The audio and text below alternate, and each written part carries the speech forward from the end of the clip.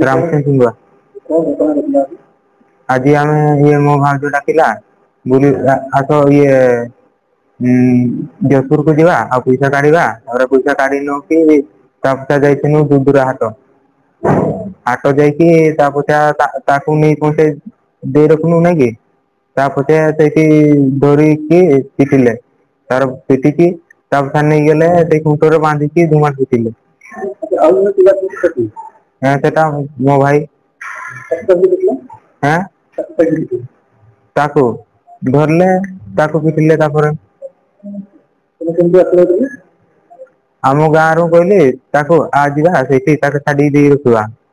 तारा पलि आसवा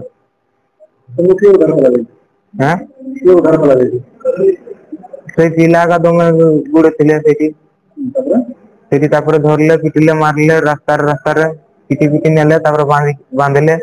बांधिले पिटिले पिटिले पिटिले पिटिले पिटिले ये 4:30 रू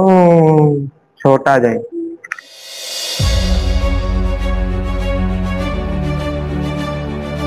परक्रिया प्रीति संदेह रे कंगारू कोर्ट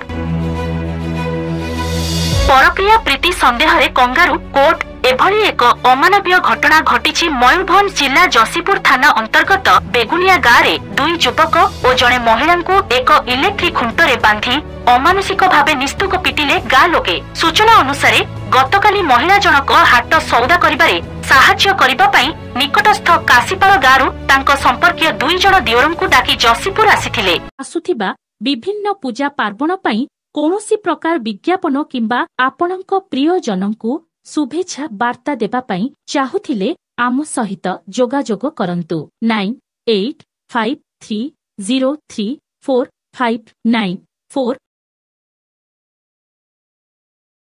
बजार अपराह्न 4टा समय एक बाइक जोगे निज गाँव फेरी आसिबा परे 2 युवकों सह महिला देखि हठात महिला परिवार लोकों सह गाँ लोके सेमानंकु गाँ छकरू बाड़िया पिटा आरंभ करथिले और निकटस्थ एक पड़िया रे थिबा एक इलेक्ट्रिक खुंटरे 3 जनंकु बांधी विधा गोईठा सह ठेंगाबादी चपल साहाय्य रे निस्तुक पिटिथिले गालोके। संध्या समय रे खबर पाई जसीपुर पुलिस लोकों ठारू उद्धार करी सेमानंकु जसीपुर मेडिकल रे भर्ती करी थाना रे एक मामला रुजु करबा सह 2 जनंकु अटक रखी अधिक तदंत जारी रखिछि जसीपुर पुलिस।